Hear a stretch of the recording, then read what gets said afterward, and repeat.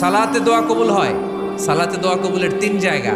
একটা হচ্ছে তাকবীরে তাহরিমার পরে আমরা সানা পড়ি না, আমরা তো একটা পড়ি। আল্লাহর হাবিব সুন্নাহ এবং নফল নামাজে আরো পড়তেন সানা, ওই দোয়া কবুল হয়। 2 নম্বর জায়গা সালাতে সেজদায় পড়ে দোয়া করলে কবুল হয়। আকরাবু মা ইয়াকুনুল আবদু মির রাব্বিহি ওয়া হুয়া সাজিদ ফাকসিরু ফীহি দুআ। বান্দা যখন সেজদায় লুটিয়ে পড়ে, বান্দা আল্লাহর সবচেয়ে কাছে চলে যায়। কিন্তু বিশ্বনবী বলে, সেজদাটা তোমার রবের কুদরতি পায়ের উপরে পড়েছে।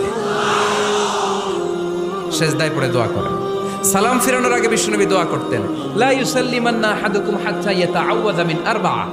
আল্লাহর হাবিব বললেন, 4 জিনিস থেকে পানাহানা আছে আমার কোন উম্মত যেন সালাম না ফিরায়। তারা যেন পড়ে, আল্লাহুম্মা ইন্নী আউযু বিকা মিন আযাবিল কবর, আউযু বিকা মিন আযাবি জাহান্নাম, আউযু বিকা মিন ফিতনাতিল মাহইয়া ওয়াল মামাত, আউযু বিকা মিন ফিতনাতিল মাসিহিদ দাজ্জাল।